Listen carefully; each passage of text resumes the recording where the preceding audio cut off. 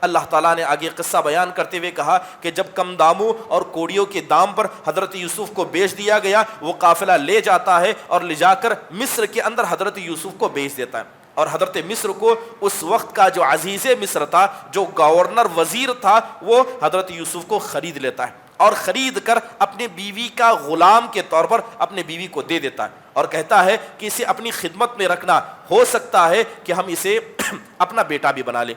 یہاں تک کہ کچھ معاملات انسان کے اپنی بیوی کے ساتھ تجارت کے ایسے ہوتے ہیں، وہی تجارت کے معاملات آپ کے سگے بھائیوں کو پتہ چل جائیں تو حسد کی بات ہو سکتی ہے۔ تو ضروری ہے کہ جب کوئی ایسا معاملہ ہو جس کے پھیلنے سے برائی یا حسد ہو سکتی ہے، ایسی باتوں کو انسان کو چھپا کر رکھنا چاہیے۔ میں کتنا کماتا ہوں، ہم کیا کرتے ہیں، یاد رکھیے سگے بھائی کیوں نہ ہو، اگر ایک بھائی زیادہ کمائے دوسرا بھائی کم کمائے تو حسد کا آنا یہ فطری چیز ہے۔ ایک نصیحت یہ بھی ملتی ہے کہ اگر کوئی آدمی سامنے آ کر رونے لگے تو ہر رونے والا سچا نہیں ہوتا ہے، ہر رونے والا سچا نہیں ہوتا ہے۔ بہت سارے حضرات کو دیکھا ہوگا کہ رونا اور اسی طرح عاجزی ان کے ساری ڈھونگ ہوتا ہے۔ اب باپ ہے، باپ کے سامنے ساری اولاد 10-11 اولاد روتے کھڑی ہے، کیا ان کا رونا سچا تھا؟ ان کا رونا جھوٹا تھا۔ تو پتا چلا کہ ہر رونے والا سچا نہیں ہوتا، رونا وہ ہوتا ہے جو دل انسان کے دل سے نکلے۔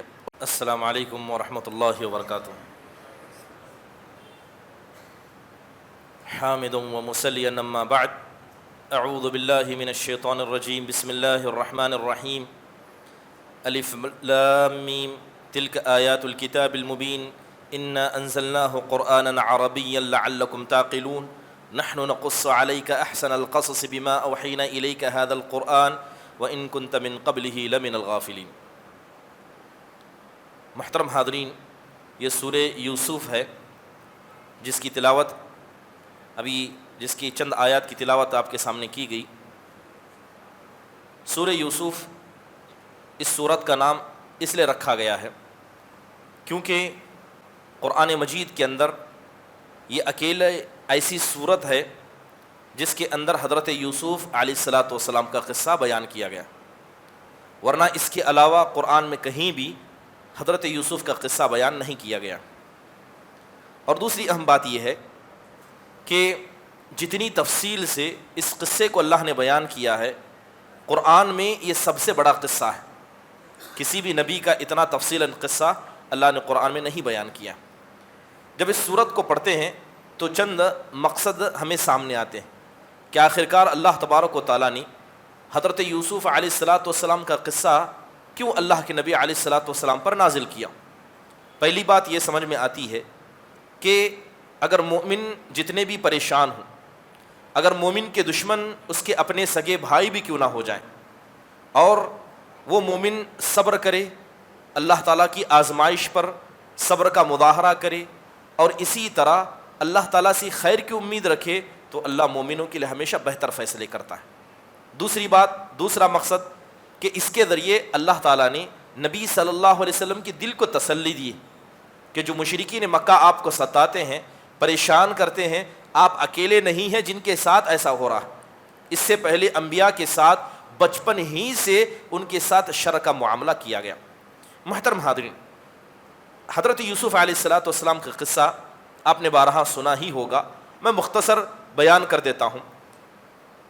حضرت یوسف علیہ الصلاۃ والسلام کی قصے کو بیان کرتے ہوئے اللہ تعالیٰ نے سب سے پہلے ذکر کیا کہ جب حضرت یوسف نے خواب دیکھا، کیا خواب دیکھا کہ 11 ستارے، ایک چاند اور سورج انہیں سجدہ کر رہے ہیں۔ جیسے ہی خواب دیکھا، ظاہری بات ہے اپنے والد حضرت یعقوب علیہ الصلاۃ والسلام کے پاس گئے اور جا کر قصہ سنا دیا، کیونکہ حضرت یعقوب اللہ کے نبی تھے، خواب کی تعبیر جانتے تھے، وہ سمجھ گئے کہ یہ میرا بچہ آگے جا کر اللہ کا نبی بننے والا ہے، اور اللہ جب بھی کسی کو نبی بناتا ہے تو ہزاروں قسم کی آزمائش سے انہیں گزارتا ہے۔ تو حضرت یوسف کے اس خواب کو سن کر حضرت یعقوب نے کہا اس خواب کو اپنے بھائیوں کو نہ بتانا، اسے اپنے پاس محفوظ رکھنا۔ اب بھائی جبکہ اس کے خواب کو نہیں جانتے تھے، مگر حضرت یوسف سے ان کے والد محترم بڑی محبت کرتے تھے، تو یہ محبت ان کے بھائیوں میں دشمنی کو پیدا کر دیتی ہے۔ اب بھائی کہتے ہیں کہ کیوں نہ ہم یوسف کو قتل کر دیں اور باپ اور بیٹے کے درمیان یہ جو محبت جس کی وجہ سے ہم جدا ہیں، اس سے ہم آزاد ہو جائیں۔ تو بھائیوں میں سے بعض بھائیوں نے کہا کہ قتل کرنے سے بہتر ہے کہ جنگل میں لے جاتے ہیں اور کسی کنویں میں پھینک دیتے، کم سے کم قتل کا جرم تو ہمارے سر نہیں آئے گا۔ لہذا سب طے کر کے اپنے والد کے پاس آتے ہیں، اور حضرت یعقوب حضرت یوسف کو کہیں بھیجا نہیں کرتے تھے، ہمیشہ اپنے ساتھ رکھا کرتے۔ تو بھائی آ کر کہتے ہیں کہ ابا جان آپ یوسف کو ہمارے ساتھ باہر کھیلنے کیوں نہیں بھیجتے؟ ہم نصیحت کرنے والے ہیں، ہم یوسف کے لیے خیر خواہ ہیں، اے ہمارے ابا جان ہم باہر جانا چاہتے ہیں، آپ یوسف کو ساتھ بھیجیے۔ حضرت یعقوب نہ چاہتے بھی اپنے بیٹوں کی گزارش کو قبول کر دیتے ہیں اور حضرت یوسف کو ان کے حوالے کر دیتے ہیں۔ لہذا یہ حسب معمولی ارادے کے طور پر لے جاتے ہیں اور حضرت یوسف کو جنگل کے کنویں میں سے ایک کنویں میں پھینک دیتے ہیں۔ اب جیسے یہ معاملہ کیا، انہیں پتا تھا کہ اس کنویں کے پاس سے بہت سارے قافلے آتے اور جاتے ہیں، لہذا یہ انتظار کرنے لگے یہاں تک کہ ایک قافلہ آتا ہے، اور قافلہ جب رک کر ایک ڈول کو پانی میں اس کنویں میں ڈالتا ہے تاکہ پانی کو نکالا جائے، تو وہاں حضرت یوسف علیہ السلام ان کو مل جاتے ہیں۔ قرآن نے اس بات کی وضاحت نہیں کی ہے، مگر مفسرین نے کی ہے کہ آخر کار جب حضرت یوسف کو پانی سے نکالا گیا، ان کے بھائی وہاں موجود تھے کہ نہیں موجود تھے؟ اکثر مفسرین کا کہنا ہے کہ ان کے بھائی وہاں موجود تھے، لہذا جب حضرت یوسف کو نکالا گیا انہوں نے اپنے بھائی کو لیا اور بڑے ہی کم دام میں انہی قافلے والوں کو بیچ دیا۔ اب سارا معاملہ ہو گیا، رات میں اپنے والد کے پاس آئے تو والد کو کوئی بہانہ کہنا تھا، تو والد کے سامنے بہانہ کرتے ہوئے کہا، کیونکہ والد نے بیٹوں کو حضرت یوسف کے حوالے کرنے سے پہلے ہی ایک خطرے کا اظہار کرتے ہوئے کہا تھا، مجھے ڈر ہے کہ تم کھیلنے چلے جاؤ، یوسف کو پیچھے چھوڑ دو اور بھیڑیا آ کر انہیں کھا نہ جائے۔ لہذا گویا بنے بہانہ انہیں مل گیا، تو حضرت یوسف کی قمیص کو نکالا، اس پر جھوٹا خون لگایا اور اس خون آلود لباس کو لے کر عشاء کے وقت اپنے ابا کے پاس روتے ہوئے آئے اور آ کے کہنے لگے، اے ابا جان حضرت یوسف علیہ السلام ہم کھیل رہے تھے، ہم نے انہیں ہمارے سامان کے پاس چھوڑ دیا اور بھیڑیا آیا ان کو کھا گیا، ہم جانتے ہیں کہ آپ یقین نہیں کریں گے، لیکن یہ حضرت یوسف کا قمیص دیکھیے جس پر خون ہے۔ حضرت یعقوب سمجھ گئے کہ بھیڑیا جب بھی حملہ کرتا ہے تو سب سے پہلے کپڑے کو پھاڑ دیتا ہے، کپڑا صحیح سالم تھا، تو حضرت یوسف سمجھ گئے کہ یہ ساری تمہاری کرتوت ہیں، لیکن حضرت یوسف نے صبر کیا۔ اس کے بعد ہوا کیا، اللہ تعالیٰ نے آگے قصہ بیان کرتے ہوئے کہا کہ جب کم داموں اور کوڑیوں کے دام پر حضرت یوسف کو بیچ دیا گیا، وہ قافلہ لے جاتا ہے اور لے جا کر مصر کے اندر حضرت یوسف کو بیچ دیتا ہے، اور حضرت مصر کو اس وقت کا جو عزیز مصر تھا، جو گورنر وزیر تھا، وہ حضرت یوسف کو خرید لیتا ہے اور خرید کر اپنے بیوی کا غلام کے طور پر اپنے بیوی کو دے دیتا ہے اور کہتا ہے کہ اسے اپنی خدمت میں رکھنا، ہو سکتا ہے کہ ہم اسے اپنا بیٹا بھی بنا لیں۔ اب سارا معاملہ ہو گیا، پھر اللہ بیان کرتے ہوئے کہتے ہیں کہ جب اللہ تعالیٰ نے اسی مرحلے کے ساتھ حضرت یوسف کو رکھا، یہاں تک کہ حضرت یوسف جوان ہو گئے، جب جوان ہو گئے تو وہ عورت جنہوں نے حضرت یوسف کو اپنے گھر میں رکھا تھا، اس عورت کا دل حضرت یوسف پر آ گیا، وہ مصر عزیز کی بیوی ان کا دل آ گیا، لہذا اس نے حضرت یوسف سے برائی کا ارادہ کیا، گھر میں موجود تھی، دروازوں کو بند کیا اور حضرت یوسف سے کہا کہ برائی کی طرف آئیے۔ تو حضرت یوسف کہنے لگے کہ جس انسان نے مجھے پالا پوسا ہے، جس انسان کے گھر میں موجود ہوں، اس کی بیوی کے ساتھ میں کیسے خیانت کا معاملہ کروں؟ سرے سے انکار کر دیا، مگر وہ آمدہ ہوئی، حضرت یوسف راستے کی طرف بھاگنے لگے تو اس نے سے پیچھے سے کپڑا پکڑا اور حضرت یوسف کے پیچھے سے ان کی قمیص پھٹ گئی، لہذا جیسے ہی دروازہ کھولا تو کیا دیکھتے ہیں کہ وہی وزیر سامنے کھڑا ہے۔ عورت فوراً آگے جاتی ہے اور اپنے شوہر سے کہتی ہے، یہ بتائیے کہ جو آدمی آپ کی بیوی کے ساتھ برائی کا ارادہ کرے اس کے ساتھ کیا کیا جائے گا؟ یا تو اسے جیل میں ڈالا جائے گا یا سخت سے سخت سزا دی جائے گی۔ تو پوچھا ماجرا کیا ہے؟ تو یوسف پر الزام لگاتے کہا کہ حضرت یوسف نے میرے ساتھ ایسا کیا۔ تو وہاں موجودہ لوگوں میں سے کسی نے کہا کہ معاملہ برابری کا ہے، ہم جہاں تک جانتے ہیں کہ حضرت یوسف نہیں ہے، اگر فیصلہ کرنا ہے تو جاؤ دیکھو کہ حضرت یوسف کی قمیص سامنے سے پھٹی ہے یا پیچھے سے، اگر سامنے سے پھٹی ہے تو حضرت یوسف نے زبردستی کی ہے، اور اگر پیچھے سے قمیص پھٹی ہے تو اس کا مطلب ہے ان کے ساتھ زبردستی کی گئی ہے۔ آخرکار بات واضح ہوئی کہ عزیز مصر کی بیوی نے یہ برا ارادہ کیا تھا، تو ان کے شوہر کہتے ہیں، اے یوسف ان سے تم اعراض کرو، اور اپنی بیوی سے کہتے ہیں کہ تم اللہ تبارک و تعالیٰ سے توبہ کرو۔ اس کے بعد یہ خبر شہر میں پھیل جاتی ہے اور عورتیں گفتگو کرنے لگتی ہیں کہ دیکھو وہ عورت جس نے حضرت یوسف کو اپنے گھر میں بطور خادم رکھا، وہ خود کیا ہے؟ ان کے ساتھ برائی کا ارادہ کرنے لگی۔ یہ بات جب عزیز مصر کی بیوی کو پتہ چلتی ہے تو ان ساری عورتوں کو جمع کرتی ہے، مہمان خانے میں اکٹھا کرتی ہے، سب کے ہاتھ میں کھانے کا سامان اور ساتھ میں چھری دیتی ہے جس کے ذریعے پھل کو کاٹا جائے۔ پھر حضرت یوسف کو لانے کا حکم دیا جاتا ہے۔ جیسے ہی حضرت یوسف اس کمرے میں داخل ہو جاتے ہیں جہاں ساری عورتیں موجود تھیں، تو وہ عورتیں حضرت یوسف کی خوبصورتی کو دیکھ کر اکثر اپنے اس چاقو کے ذریعے اپنے ہاتھوں کو زخمی کر لیتی ہیں، زخمی کر کے کہتی ہیں خدا کی قسم اتنی خوبصورتی کسی انسان کے اندر نہیں ہو سکتی، یقیناً یہ بزرگ فرشتے ہیں۔ اس کے بعد وہ عورت کہتی ہے کہ جس بات کا الزام تم مجھ پر لگا رہے تھے کہ میرا دل ان پر آ گیا تھا، تمہارا حال بھی تو وہی ہے، تمہارا حال بھی تو وہی ہے۔ لہذا سارا معاملہ ہو جاتا ہے۔ ہونے کے بعد وہ سب کے سامنے کہتی ہے کہ اگر یوسف میری خواہش کو پوری نہ کریں تو یقیناً انہیں بڑی سخت سے سخت سزا دی جائے گی۔ حضرت یوسف وہیں دعا کرتے ہوئے کہتے ہیں اے اللہ، جس فحش کام کی طرف یہ مجھے بلا رہی ہے اس سے میرے لیے جیل خانہ بہتر ہے۔ اللہ تعالیٰ آپ کی دعا کو قبول کر دیتا ہے۔ حضرت یوسف کو بطور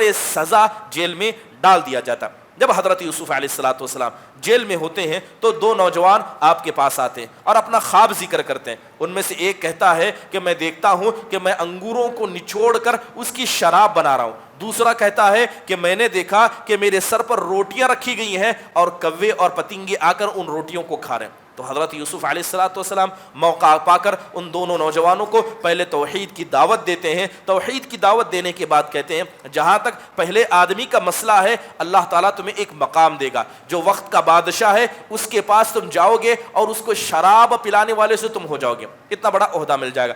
دوسرے کے بارے میں کہتے ہیں کہ تمہیں سزا دی جائے گی اور سزا تمہاری قتل کی ہوگی، تمہیں سولی پر لٹکایا جائے گا اور اتنے دن تک سولی پر چھوڑ دیا جائے گا کہ کوے آ کر تمہارے بھیجے کو تمہارے سر کو کھا لیں گے۔ سارا معاملہ ہوا تو جیسے ہی حضرت یوسف نے دونوں سے خواب بیان کیا تو وہ آدمی جس کے نجات پانے کا وقت تھا تو حضرت یوسف ان سے کہتے ہیں کہ جب اللہ تعالیٰ تمہیں وہ مقام دے تو بادشاہ کے سامنے میرے مظلوم ہونے کا قصہ بیان کرنا، مگر وہ بھول جاتا ہے۔ لمبا عرصہ گزر جاتا ہے یہاں تک کہ بادشاہ خود ایک خواب دیکھتا ہے۔ بادشاہ کیا خواب دیکھتا ہے کہ 7 اچھے بھرے گائے ہیں، دوسرے طرف کمزور گائے ہیں، اور دیکھتے ہیں کہ جو طاقتور گائے ہیں وہ کمزور گائیوں کو کھا رہے ہیں۔ ایک طرف کچھ ایسی بالیاں ہیں جس میں پھل، جس کے اندر اناج بھرا ہوا ہے، دوسری طرف خالی بالیاں ہیں۔ جیسے ہی خواب دیکھا تو بادشاہ نے کہا کہ اس خواب کی تعبیر بیان کیا جائے۔ سارے کے سارے خواب کی تعبیر نہیں جانتے تھے، تو وہ نوجوان جو اس مقام تک پہنچ گیا تھا کہ وہ بادشاہ کو شراب پلاتا تھا، اسے حضرت یوسف یاد آ گیا۔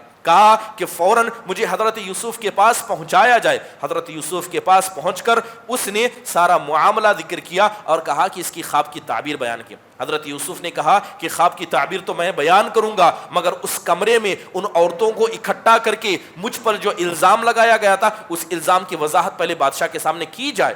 لہذا بادشاہ نے ان عورتوں کو بلایا اور کہا کہ حضرت یوسف پر جو الزام لگایا گیا، جس کی بنیاد پر انہیں سزا دی گئی، اس کی حقیقت کے بارے میں تم کیا جانتی ہو؟ تو ساری عورتوں نے کہا کہ ہم میں سے کسی نے کوئی برائی کا ارادہ ان کے ساتھ نہیں کیا، نہ حضرت یوسف نے برائی کیا تھا۔ تو اس وقت عزیز مصر کی بیوی بھی اس بات کا اقرار کرتی ہے کہ ہاں میں تھی جس نے خواہش کا اظہار کیا تھا۔ اس بادشاہ کو بڑا اطمینان ہوتا ہے، حضرت یوسف کو آزاد کرنے کا حکم دیا جاتا ہے۔ تب حضرت یوسف علیہ السلام خواب کی تعبیر بیان کرتے ہوئے کہتے ہیں کہ ابھی 7 سال اللہ تعالیٰ تمہیں بہت سارا اناج و غلہ دے گا، لہذا جو غلہ مل جائے اس کو حفاظت سے رکھنا، کیونکہ اس کے بعد کے 7 سال یہ قحط سالی کے سال ہوں گے، لہذا جو تم نے 7 سال جمع کیا ہے وہی بقیہ تم 7 سالوں میں کھاؤ گے۔ تو اس طرح سارا قصہ اللہ سبحانہ و تعالیٰ نے بڑے تفصیل سے بیان کیا۔ اس کے بعد حضرت یوسف علیہ السلام بادشاہ سے کہتے ہیں کہ یہ جو معاملہ ابھی ہونے والا ہے آپ مجھے اس کا وزیر بنا دیجئے،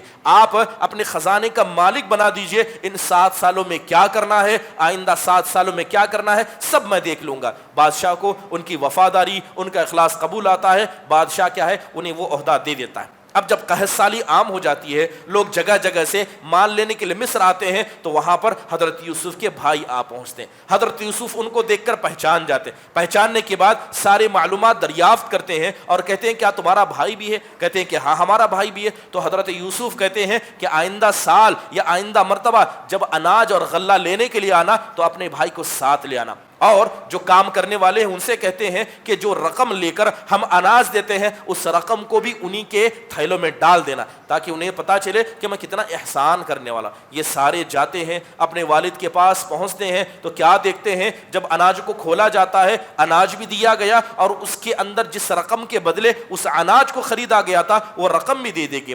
باپ سے بچے کہتے ہیں کہ بادشاہ نے کہا ہے، جو ذمہ دار اس نے کہا ہے کہ حضرت یوسف کے بھائی کو بھی ساتھ میں لایا جائے، اگر نہ لایا جائے تو کیا ہے کہ وہ آئندہ مرتبہ غلہ نہیں دیا جائے گا۔ لہذا بڑے اصرار کے بعد والد کہتے ہیں کیا تم مجھے وہی امان دو گے جو امان یوسف علیہ السلام کے بارے میں تم نے دیا تھا؟ نہ چاہتے ہوئے بھی اپنے دوسرے بھائی کو بھیج دیتے ہیں۔ جب یہ سب لے کر دوبارہ یوسف علیہ السلام کی مجلس میں اناج لینے کے لیے پہنچتے ہیں تو حضرت یوسف علیہ السلام اپنے بھائی کو بلا کر اپنے قریب کرتے ہیں، جو ان کا سگا بھائی تھا، ان سے ذکر کرتے ہیں کہ میں ہی یوسف ہوں، اب تم گھبرانا نہیں۔ لہذا دوبارہ جب اناج کو بانٹ دیا جاتا ہے تو بادشاہ جس میں پانی پیا کرتا تھا اس کو، اور جس کے ذریعے اناج کو ناپا جاتا تھا اس کو، ان حضرت بنیامین کے جو حضرت یوسف کے بھائی تھے ان کے غلے میں ڈال دیا جاتا ہے۔ لہذا سارا قافلہ حضرت بنیامین کے ساتھ سب جب لوٹنے لگتے ہیں تو اعلان کرنے والا اعلان کرتے ہوئے کہتا ہے کہ اے جماعت رک جاؤ، تم میں سے کچھ چوری کرنے والے بھی ہیں۔ سارا معاملہ ہو جاتا ہے، لہذا وہ حضرت یوسف کے بھائی بنیامین کے تھیلے کے اندر وہ سامان نکل جاتا ہے تو حضرت بنیامین کو رکھ لیا جاتا ہے۔ اب ان کا بڑا بھائی کہتا ہے کہ ابا نے تو عہد و پیمان لیا تھا کہ حضرت بنیامین کو صحیح سلامت لائیں گے، لہذا دوبارہ میں والد صاحب کے اس بھروسے کو نہیں توڑ سکتا یہاں تک کہ اللہ میرا فیصلہ کر دے یا حضرت یعقوب والد صاحب خود اجازت دے۔ سب لوٹ کر جاتے ہیں، لوٹ کر جانے کے بعد کہتے ہیں کہ آپ کے بیٹے نے ایسی ایسی چوری کی لہذا انہیں روک لیا گیا۔ حضرت یوسف کے والد صاحب کہتے ہیں یہ بھی سب تمہاری سازشوں میں سے۔ اور اس کے بعد مارے غم کے حضرت یعقوب کی آنکھیں چلی جاتی ہیں، مارے غم کے ان کے ساتھ یہ معاملہ ہوتا ہے۔ جب لوٹ کر دوبارہ آتے ہیں اور کہتے ہیں کہ ہماری والد صاحب کا مسئلہ ایسا ہے، معاملہ ایسا ہے، آپ یہ کیجئے کہ ہم کو اناج دے دیجئے اور ہمارے بھائی کو چھوڑ دیجئے، ہم پر احسان کیجئے۔ تو حضرت یوسف علیہ السلام کہتے ہیں کیا تمہیں وہ وقت یاد ہے جب تم نے حضرت یوسف کے ساتھ ایسا ایسا کیا تھا؟ تو کہتے ہیں کہ آپ یوسف ہیں؟ کہا کہ ہاں میں یوسف ہوں، اور یہ میرا بھائی بازو میں بیٹھا ہے، نہ اس نے چوری کی ہے نہ کچھ کی ہے۔ قمیص اپنی نکال کر دیتے ہیں اور کہتے ہیں کہ لے جاؤ والد صاحب کے چہرے پر ڈالنا، اللہ ان کی بصارت کو لوٹائے گا اور سارے خاندان کو لے کر امن کے ساتھ مصر میں داخل ہونا۔ جیسے ہی یہ قافلہ ادھر سے نکلتا ہے حضرت یعقوب اپنے ارد گرد لوگوں سے، بیٹھے لوگوں سے کہتے ہیں میں حضرت یوسف کی خوشبو کو محسوس کرتا ہوں۔ تو لوگ کہتے ہیں کہ حضرت یوسف کی محبت آپ کے دل میں اتنی گھر کر گئی ہے کہ آپ پاگل ہو گئے ہیں۔ جب وہ قافلہ لوٹ کر ابا کے پاس پہنچتا ہے تو حضرت یوسف کے زندہ ہونے کی خبر، ان کے بادشاہ بننے کی خبر، سب کچھ بتا دیا جاتا ہے۔ آخرکار حضرت یوسف کا دیا ہوا قمیص حضرت یعقوب کے چہرے پر ڈالا جاتا ہے، اللہ تعالیٰ ان کی بصارت کو لوٹا دیتا ہے، اور یہ سب کے سب جب مصر پہنچتے ہیں تو حضرت یوسف ان کو تخت پر بٹھا دیتے ہیں اور سارے بھائی ہمارے احترام میں حضرت یوسف کے لیے سجدہ کرتے ہیں۔ تو حضرت یوسف کہتے ہیں اے میرے ابا جان، یہی وہ خواب ہے جو بچپن میں میں نے دیکھا تھا، یہی خواب کی تعبیر ہے۔ محترم حاضرین، یہ قصہ آپ نے بارہا سنا ہے، بس میں نے جلدی میں اس قصے کو دوبارہ آپ کے سامنے ذکر کر دیا۔ اصل مقصد ہے اس قصے سے نصیحت لینا، قصے سے نصیحت لینا۔ قصہ قرآن میں جتنے بیان کیے گئے، قصے بیان کرنے کا مطلب صرف کان کو خوش کرنا، وقت ضائع کرنا نہیں ہے، بلکہ اصل مقصد یہ ہے کہ اللہ نے جس مقصد کے خاطر ان قصوں کو بیان کیا ہے آپ اسے جانیں اور ان قصوں سے نصیحت حاصل کریں۔ سب سے پہلی چیز بات اگر حضرت یوسف علیہ السلام کی جائے، آپ جانتے ہیں کہ نبیوں میں کچھ ایسے نبی تھے جن کو اللہ کے نبی علیہ السلام میں اکرم الناس کہا، یعنی لوگوں میں سب سے عزت دار انسان۔ پوچھا گیا کون ہے تو آپ نے کہا کہ حضرت یوسف ہیں، کیونکہ حضرت یوسف نبی ہیں، ان کے ابا یعقوب نبی ہیں، ان کے ابا اسحاق نبی ہیں، ان کے والد حضرت ابراہیم خلیل نبی ہیں۔ گویا یہ 4 نسل سے نبی ہیں، باپ نبی، دادا نبی، پردادا نبی اور خود بھی نبی۔ تو اللہ کے نبی علیہ السلام نے کہا کہ حضرت یوسف لوگوں میں سب سے زیادہ اکرم ہے، سب سے زیادہ معزز و محترم ہے۔ چلیے اس قصے سے جو نصیحتیں ملتی ہیں، پہلی نصیحت یہ ملتی ہے کہ جب حضرت یوسف نے قصہ بیان کیا، جب حضرت یوسف نے خواب بیان کیا تو والد صاحب نے کہا اس خواب کو اپنے پاس بیان رکھنا۔ اس خواب کو اپنے پاس رکھنا، اپنے بھائیوں کو بیان نہ کرنا۔ تو اس کا مطلب یہ ہوا کہ بسا اوقات کچھ ایسی چیزیں ہوتی ہیں اگر وہ چیز لوگ جان جائیں تو آپ کے ساتھ حسد کریں گے، آپ سے دشمنی کریں گے۔ یہاں تک کہ کچھ معاملات انسان کے اپنی بیوی کے ساتھ تجارت کے ایسے ہوتے ہیں، وہی تجارت کے معاملات آپ کے سگے بھائیوں کو پتہ چل جائیں تو حسد کی بات ہو سکتی ہے۔ تو ضروری ہے کہ جب کوئی ایسا معاملہ ہو جس کے پھیلنے سے برائی یا حسد ہو سکتی ہے، ایسی باتوں کو انسان کو چھپا کر رکھنا چاہیے۔ میں کتنا کماتا ہوں، ہم کیا کرتے ہیں، یاد رکھیے سگے بھائی کیوں نہ ہو، اگر ایک بھائی زیادہ کمائے دوسرا بھائی کم کمائے تو حسد کا آنا یہ فطری چیز ہے، کیونکہ شیطان اس بات کو دل دیتا ہے۔ تو یہ بات پتہ چلتی ہے جبکہ اللہ کے نبی علیہ الصلوۃ والسلام کہتے ہیں اللہ تعالیٰ نعمت دیتا ہے تو نعمت کو دکھانا چاہیے، نعمت کو جتانا چاہیے۔ اچھا اللہ نے طاقت دی، اچھا لباس پہنیے، اچھا کھائیے، لیکن یہی لباس یہی کھانا کسی کے حسد کی وجہ بنے، آپ کو نقصان پہنچانے کی وجہ بنے تو ایسی نعمت کو چھپانا بھی یہ اسلام کے احکام میں سے حکم ہے۔ دوسری نصیحت، اس واقعے سے بات پتہ چلتی ہے کہ بھائی اور رشتہ دار حسد کرنے میں سب سے آگے۔ ایسا ہو نہیں سکتا کہ رشتہ دار ہو اور سب رشتہ دار ایک محبت کے طریقے سے ہو۔ رشتہ دار میں بھی ضرور ایسے ہوں گے، بھائیوں میں بھی، چاہے وہ سگے ہو یا قریبی یا غیر قریبی بھائی ہو، ان کے بیچ میں حسد کا ہونا عام بات ہے۔ اور یہ بات یہ بھی پتہ چلتی ہے کہ حضرت یعقوب علیہ السلام خود خواب کی تعبیر جانتے تھے، خواب کی تعبیر جانتے تھے۔ حضرت یوسف نے خواب سنایا تو حضرت یعقوب فوراً تعبیر جان گئے۔ بہت سارے لوگ کہتے ہیں کہ صرف حضرت یوسف خواب کی تعبیر جانتے تھے، ایسا نہیں ہے، بلکہ حضرت یعقوب بھی جانتے تھے۔ اس کے بعد اللہ تبارک و تعالیٰ نے کہا کما اتمها علی ابویک من قبل ابراہیم و اسحاق، کیا اللہ کے نبی جس طرح، یعنی اللہ تعالیٰ حضرت یوسف سے کہتا ہے کہ جس طرح اللہ تعالیٰ نے آپ سے پہلے آپ کے باپ ابراہیم اور اسحاق پر کیا ہے بہت سارے احسانات کو مکمل کیا۔ تو آیت سے بتایا گیا کہ حضرت اسحاق ہو یا حضرت ابراہیم ہو، یہ حضرت یوسف کے دادا اور پردادا ہیں۔ حضرت اسحاق، حضرت ابراہیم یہ حضرت یوسف کے دادا اور پردادا ہیں، لیکن اللہ تعالیٰ نے کہا کہ یہ آپ کے باپ ہیں۔ تو پتہ چلا کہ دادا کو بھی باپ کہا جا سکتا ہے۔ دادا ہیں تو انہیں بھی کہہ سکتے ہیں کہ یہ میرے والد محترم ہیں، پردادا ہیں تو آپ انہیں بھی کہہ سکتے ہیں یہ میرے والد محترم ہیں، کیونکہ باپ ہو، دادا ہو، پردادا ہو یا اس کے اوپر جتنے بھی جائیں سب باپ کے درجے میں، اور سب کی اطاعت باپ کی طرح واجب اور ضروری ہے۔ محترم حاضرین، اس کے بعد اللہ تعالیٰ نے قصے کو آگے بڑھاتے ہوئے کہا اذ قال لیوسف واخوہ احب الی ابینا منا، جب بھائیوں نے کہا کہ یوسف اور ان کے بھائی ابا کے نزدیک ہم سے زیادہ پیارے ہیں، تو لہذا یہ بات پتہ چلتی ہے کہ باپ کا یہ کردار ہونا چاہیے کہ باپ ہمیشہ اپنی اولاد کے درمیان انصاف کا معاملہ کرے، محبت کرے تو انصاف کرے، کیونکہ یہ قصہ بتاتا ہے کہ اگر بھائی سب ایک ہی گھر میں مل کر کیوں نہ ہو، اگر باپ کی محبت کسی کے لیے زیادہ ہو جائے تو دوسرے بھائیوں کے لیے محبت حسد کی وجہ بن جاتی ہے۔ نبی کا گھرانہ ہے، نبوت کا گھرانہ ہے، باپ دادا پردادا نبی ہیں، ایسے ماحول میں بھی اگر باپ اپنی محبت کو کسی ایک اولاد کے لیے خاص کر دیتا ہے تو حسد بن جاتی ہے۔ چہ جائے کہ ایسے گھر جن گھروں میں بیٹیوں کو زیادہ عزت دی جاتی ہے اور بیٹوں کو محبت نہیں دی جاتی، لین دین وہی بیٹی آئے تو بڑے خوشحانی سے ان کا استقبال کیا جاتا ہے، لیکن بہو گھر میں آئے تو نہ خوشحال استقبال ہوتا ہے نہ وہ معاملہ کیا جاتا ہے۔ نواسے سے اور اسی طرح نواسوں سے جو محبت کی جاتی ہے، پوتے اور پوتیوں سے محبت نہیں کی جاتی ہے، یہ بے انصافی ہے۔ اور یاد رکھیے جو ماں باپ، جو گھر کے بڑے اپنے بیٹے اور بیٹیوں میں یا نواسے اور پوتوں میں فرق کرتے ہیں اور ان میں محبت میں اوپر نیچے کرتے ہیں، یہ اپنے گھر کو برباد کرنے کے خود ذمہ دار ہیں۔ لہذا اولاد چاہے آپ اپنے بیٹیوں سے جتنی بھی محبت کریں، محبت انسان کے ہاتھ میں نہیں ہے، لیکن اظہار محبت ہمیشہ انصاف کی بنیاد پر ہونا چاہیے، اظہار محبت انصاف کی بنیاد پر ہونا چاہیے۔ تو پتہ چلا کہ کسی ایک اولاد کو زیادہ محبت کرنا، کسی ایک اولاد سے کم محبت کرنا، یہ آپس میں حسد کا باعث بن جاتی ہے۔ اس کے علاوہ ایک بات ہمیں اس قصے سے یہ بھی سمجھ میں آتی ہے کہ آخرکار حضرت یعقوب نے ایسا کیوں کیا؟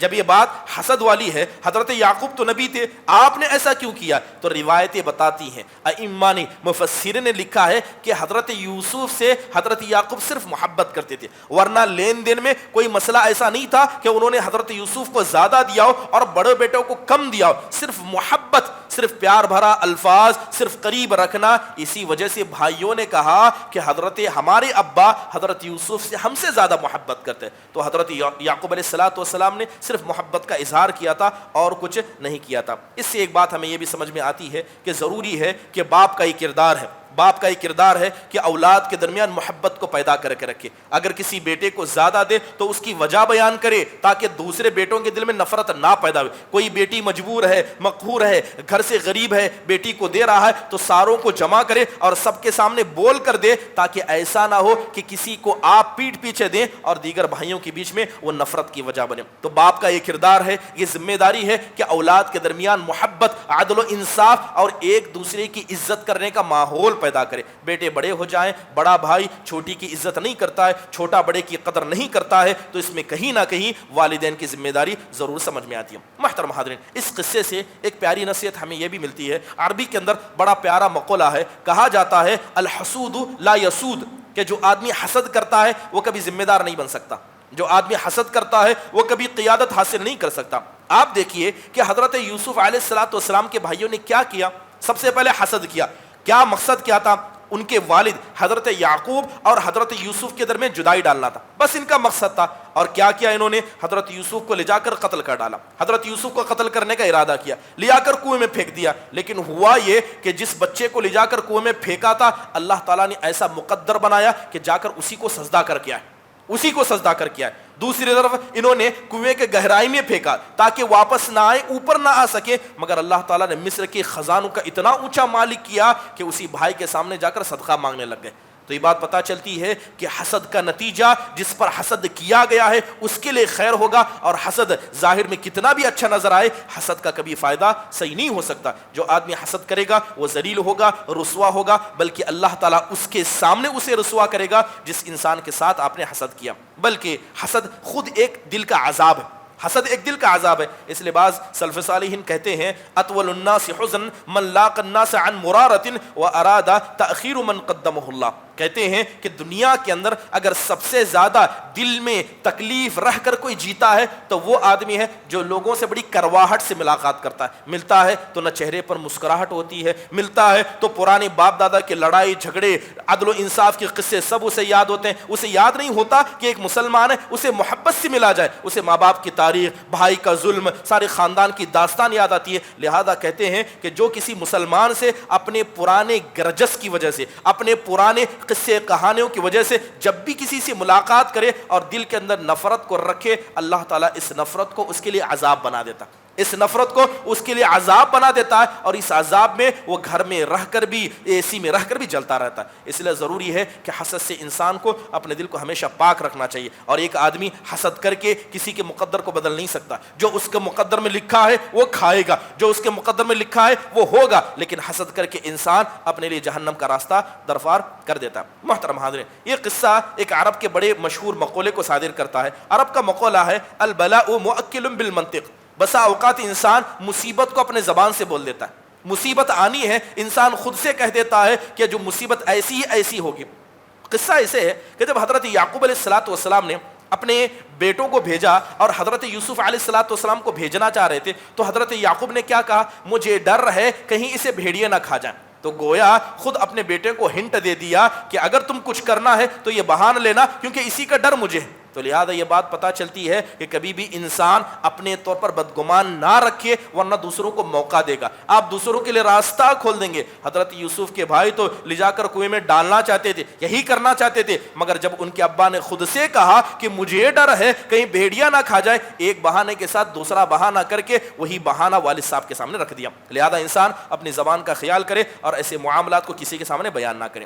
اس کے بعد اللہ تعالیٰ بیان کرتے ہوئے کہتے ہیں وَجَاءُوا أَبَاهُمْ عِشَاءً يَبْكُونَ. جب رات کا وقت ہوا تو ان کے بھائی روتے دھوتے اپنے ابا کے سامنے آئے. صبح میں لے کر گئے تھے, معاملہ دوپہر میں ہو گیا, عصر کے وقت تب سارا قافلہ چلا گیا, رات میں تاخیر سے پہنچے اور روتے ہوئے اپنے والد کے ساتھ پہنچے. اب اس سے یہ بات ہمیں سمجھ میں آتی ہے کہ جب یہ لوگ اپنے والد کے پاس پہنچے تو انہیں صرف ایک گناہ کرنا تھا. گناہ کی دیکھیے, جب بھی انسان کوئی گناہ کرتا ہے یہ گناہ نحوست ہے. ہم کہتے ہیں کہ نحوست انسان کے اندر سب سے بڑی نحوست گناہ میں. جب انسان ایک گناہ کرتا ہے تو ایک گناہ دوسرے گناہ کا راستہ, دوسرا تیسرا چوتھا, ایک گناہ سے 1000 گناہ کے راستے کھل جاتے ہیں. یہ گناہ کی نحوست ہے. انہوں نے صرف ایک گناہ کرنا چاہا. گناہ یہ تھا کہ حضرت یعقوب سے یوسف کو جدا کرنا. ایک گناہ کو کرنے کے لیے 1000 گناہوں کا سہارا لیا. کتنے جھوٹ نہیں بولے. سب سے پہلے جھوٹ یہ بولا کہ آپ یوسف کو چھوڑیے, ہم اس کی حفاظت کریں گے. دوسرا کہنے لگے ہم یوسف کے خیر خواہ ہیں, اور لے جا کر کنویں میں پھینک دیا. واپس آئے تو جھوٹا کپڑا لے کر آئے, اور لانے کے بعد یہ بھی کہتے ہیں کہ بھیڑیا بھی کھا گیا. ایک جھوٹ کو چھپانے کے لیے کتنے جھوٹ بولے, کئی سارے جھوٹ بولے. تو اس کا مطلب یہ ہے کہ گناہ کی نحوست ایسی ہوتی ہے کہ جب انسان ایک گناہ کرتا ہے اور فوراً اس گناہ سے توبہ نہیں کرتا ہے, وہ گناہ دوسرے گناہ کا دروازہ بن جاتا ہے, اور اسی طرح دروازہ کھلتا جاتا ہے. اب اس سے ایک نصیحت یہ بھی ملتی ہے کہ اگر کوئی آدمی سامنے آ کر رونے لگے تو ہر رونے والا سچا نہیں ہوتا ہے. ہر رونے والا سچا نہیں ہوتا ہے. بہت سارے حضرات کو دیکھا ہوگا کہ رونا اور اسی طرح عاجزی ان کے ساری ڈھونگ ہوتا ہے. اب باپ ہے, باپ کے سامنے ساری اولاد 10-11 اولاد روتے کھڑی ہے, کیا ان کا رونا سچا تھا؟ ان کا رونا جھوٹا تھا. تو پتا چلا کہ ہر رونے والا سچا نہیں ہوتا, رونا وہ ہوتا ہے جو دل انسان کے دل سے نکلے. اس کے بعد اللہ تعالیٰ کہتا ہے وَجَاءُوا عَلَىٰ قَمِيصِهِ بِدَمٍ كَذِبٍ. یہ جب حضرت یعقوب کے سامنے آئے تو ایسا کپڑا, حضرت یوسف کا وہ کپڑا لے کر آئے جس کے اندر جھوٹا خون لگا تھا. اب دیکھیے یہاں پر ایک بات سمجھنے کی ہے. یہ قصہ ہمیں سمجھاتا ہے کہ اگر کوئی آدمی اپنی جھوٹی بات منوانے کے لیے مضبوط دلیل بھی دے تو اس کا مطلب نہیں ہے کہ کسی کی مضبوط دلیل کی وجہ سے اس کی بات صحیح ہو جائے گی. معاملہ ایسا ہے کہ جو سمجھدار انسان ہے جب اس کے سامنے فیصلہ آتا ہے تو دونوں جو جماعتیں ہیں جن کے درمیان معاملہ ہے دونوں کی دلیلوں کو مضبوطی سے سنتا ہے. ایسا نہیں کسی کی دلیل مضبوط ہے لہذا اس کے حق میں فیصلہ کیا جائے. حضرت یوسف کے پاس, حضرت یعقوب کے پاس جب بیٹے آئے تو مضبوط دلیل لے کر آئے. دلیل کیا تھی؟ وہ کپڑا جسے حضرت یوسف نے پہنا تھا جس پر خون لگا ہے. تو یہ پتا چلتا ہے کہ ہر دلیل کو لے کر آنے والا اس کی سچائی کی کوئی علامت نہیں ہوتی ہے. اس کے بعد اللہ تعالیٰ نے کہا کہ الصبر الجمیل کا ذکر کیا کہ جیسے ہی معاملہ حضرت یعقوب کو پتا چلا تو حضرت یعقوب نے کہا کہ میں اللہ تعالیٰ کے لیے صبر کروں گا. قرآن میں اللہ تعالیٰ نے لفظ جمیل کے ساتھ 3 لفظوں کا ذکر کیا. ایک ہے الصبر الجمیل یعنی اچھا صبر. اچھا صبر کا مطلب یہ ہے کہ انسان صبر ایسا کرے کہ سامنے والے سے شکایت بھی نہ کرے. حضرت یعقوب نے ایسا صبر کیا, اپنے بیٹوں سے یہ بھی نہیں کہا کہ میں تم نے ایسا کیا, تم نے ایسا کیا, نہ کوسا نہ شکایت کیا. اس کو کہتے ہیں صبر جمیل. دوسرا ہوتا ہے حجر جمیل یعنی کسی انسان کو چھوڑ دینا. چھوڑنے کا مطلب یہ ہے کہ اسے تکلیف نہ دینا. کسی نے آپ کے ساتھ برائی کی تو آپ اسے زبان سے اف بھی نہ کہیں, خاموش ہو جائیں اور اس سے دور ہو جائیں. یہ حجر جمیل. قرآن کے اندر اللہ تعالیٰ نے ایک الصفح الجمیل کہا یعنی کسی کو معاف کرنا, بہترین طریقے سے معاف کرنا. معاف کرنے کا مطلب یہ ہے کہ کسی نے آپ کے حق میں برا کیا تو آپ اسے نہ ڈانٹیں, نہ زبان سے کچھ کہیں, کچھ کہے بغیر ہی اس کو معاف کر دیں. اس کو اللہ تبارک و تعالیٰ نے صفح الجمیل کے نام سے یاد کیا. اب یہاں پر ایک بہترین بات ہمیں یہ سمجھ میں آتی ہے اس قصے سے کہ جو آدمی نیک ہو, جو آدمی متقی ہو, جو آدمی پرہیزگار ہو, اگر اس کے ساتھ لوگ مکر کرتے ہیں, اس کے ساتھ اگر لوگ سازشیں کرتے ہیں اور اس کے ساتھ وہ نیک آدمی اللہ سے ڈرتا ہے اور اللہ تعالیٰ پر صبر کرتا ہے تو اللہ تعالیٰ ایسے لوگوں کا بہترین بدلہ عطا کرتا ہے. اللہ تعالیٰ ایسے لوگوں کا بہترین بدلہ عطا کرتا ہے. یوسف علیہ السلام نیک تھے, اللہ تعالیٰ نے بڑی پاکیزگی سے نوازا تھا, اس کے بعد بھی صبر کیا, اللہ پر بھروسہ رکھا تو آخرکار بھائیوں نے جتنا بھی مکر کیا یہ مکر ان کو نقصان نہیں پہنچا پایا. اسی طرح جیسا حضرت موسیٰ علیہ السلام نے بڑا صبر کا اظہار کیا تھا فرعون کے سامنے, آخرکار فرعون چاہ کر بھی کیا ہے حضرت موسیٰ کو نقصان نہیں پہنچا پایا. اس کے بعد اللہ تبارک و تعالیٰ کہتا ہے وَشَرَوْهُ بِثَمَنِ بَخْسٍ کہ جب حضرت یوسف علیہ السلام کو انہوں نے بیچ ڈالا, بڑے کم قیمتوں میں بیچا. تو یاد رکھیے کہ دنیا میں انسان جیسا ظلم کرتا ہے, جیسا برائی کرتا ہے, اللہ اس کا بدلہ اس کے اپوزٹ دیتا ہے. انہوں نے کیا کیا؟ حضرت یوسف کو کم داموں میں بیچا اور جب اللہ تعالیٰ نے وقت کو بدلا تو اسی یوسف علیہ السلام کے سامنے مانگنے کے لیے چلے گئے.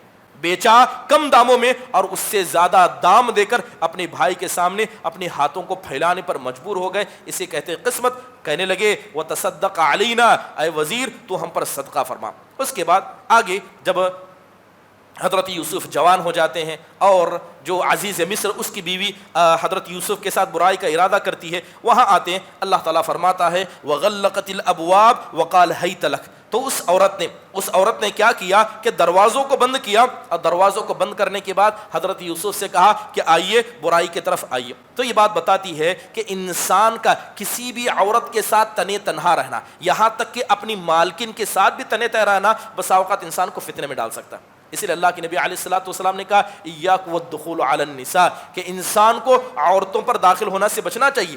اگر آپ کی ماں بہن نہیں ہے، چاچا کی بیٹی، پھوپھو کی بیٹی، خالہ کی بیٹی اور اسی طرح قریب کے رشتہ دار، لوگ پردے کا خیال نہیں کرتے. یاد رکھیے کہ وہ عورت جس سے آپ شادی کر سکتے ہیں اس کے ساتھ خلوت یہ فتنہ ہے. یہاں تک کہ اللہ کے ایک نبی ہیں حضرت یوسف علیہ السلام، جنہیں اللہ نبوت سے نوازنے والا ہے، ہر اعتبار سے مستعد ہیں. ایسے نبی جس عورت کی خدمت میں لگے تھے، اس عورت کے ساتھ تنہا ہوتی اور اس عورت نے برائی کی دعوت دی. تو اس کا مطلب یہ ہوا کہ انسان کو عورتوں سے دور رہنا چاہیے، خاص کر ایسی عورتوں سے جو اس کے لیے حرام نہیں ہے. اس کے بعد اللہ تعالیٰ کہتا ہے وَاسْتَبَقَ الْبَابَ، کہ جیسے ہی حضرت یوسف نے دیکھا کہ وہ عورت برائی کی دعوت دے رہی ہے، فوراً کیا کرے، وہاں سے بھاگ کر دروازے کی طرف نکل لی.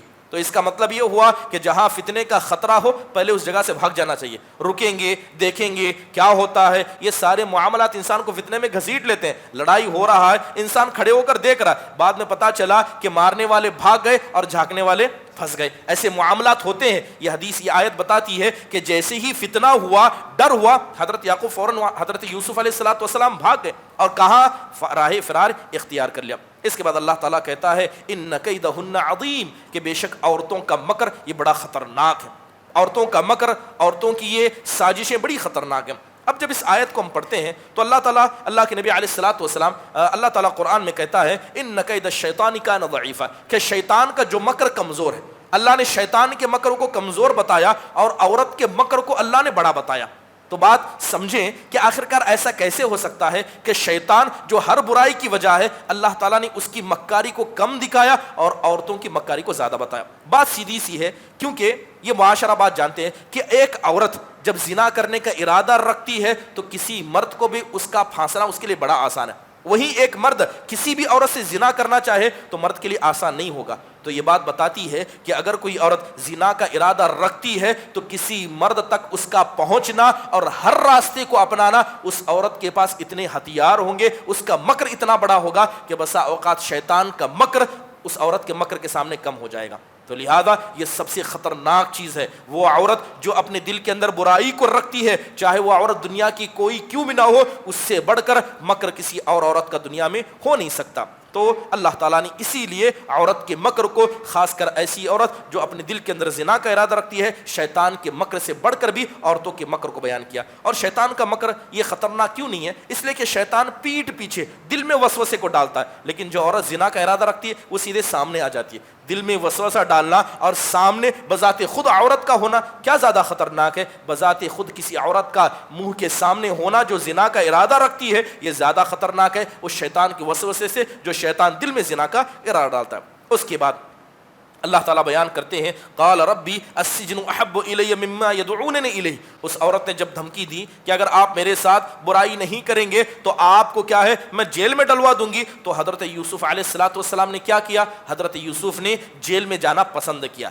تو گویا ایک انسان فاحش اور برائی کے کام سے بچنے کے لیے اگر کسی محنت برے، مشقت برے کام کو انجام بھی دینا چاہتا ہے وہ کرنا چاہیے. محترم حاضرین، تو اس سے پتہ چلا کہ فحش کام سے بچنا اتنا ضروری ہے کہ اگر موقع مل جائے کہ کسی فحش کام سے بچنے کے لیے انسان بھاگنے کا راستہ اختیار کرے، یہاں تک کہ دشوار گزار گاٹی کیوں نہ ہو، انسان کو کرنا چاہیے. اللہ معاف فرمائے ایسے لوگوں کو. حضرت یوسف ہیں جو عورت کی برائی کو دیکھ کر دروازے کی طرف بھاگتے ہیں اور لوگ بڑے اطمینان سے، عورتوں کی بھیڑ ہے، عورتوں کے آنے جانے کا راستہ ہے، وہاں سے آتے جاتے ہیں. لفٹ میں ہو، آٹو میں ہو، عورت اکیلی ہے اس کے ساتھ بیٹھ جاتے. یہ فتنے کی جگہ ہیں جہاں سے نبی بھاگ رہے ہیں. ایک نبی ایک عورت کے ماتحتی میں نہیں رہنا چاہتے جو زنا کا ارادہ رکھتی ہے اور اس کے مقابلے میں جیل میں جانا پسند کر رہے ہیں. اور آج ہمارا حال یہ ہے کہ عورتوں کے فتنوں سے بچنے کی کوئی راہ نہیں دیکھی جاتی ہے. محترم حاضرین، ہر انسان کو اپنے ایمان کا محاسبہ کرنا چاہیے، اس لیے کہ عورتوں کا فتنہ، خاص کر اللہ تعالیٰ نے عورتوں کو کمزور بنایا. یہ ان کی کمزوری یہ مردوں کے لیے فتنہ ہے. عورتیں مردوں کے لیے مزین کر دی گئی، ان کی تزیین مردوں کے لیے فتنہ ہے. تو جو انسان جتنا عورتوں سے دور رہے گا، ان کی جگہوں سے، ان کے آنے جانے کے راستوں سے، ان کے بازار سے، بلکہ لوگ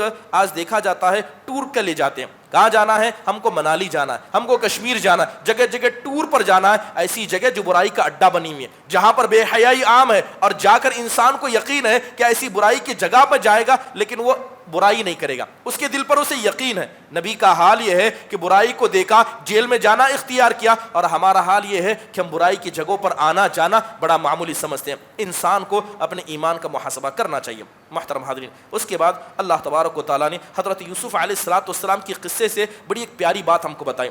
حضرت یوسف کا قصہ جب ہم پڑھتے ہیں تو معاملے کو دیکھیں کہ حضرت یوسف علیہ السلام کے پاس برائی میں گرنے کے کتنے موقع تھے۔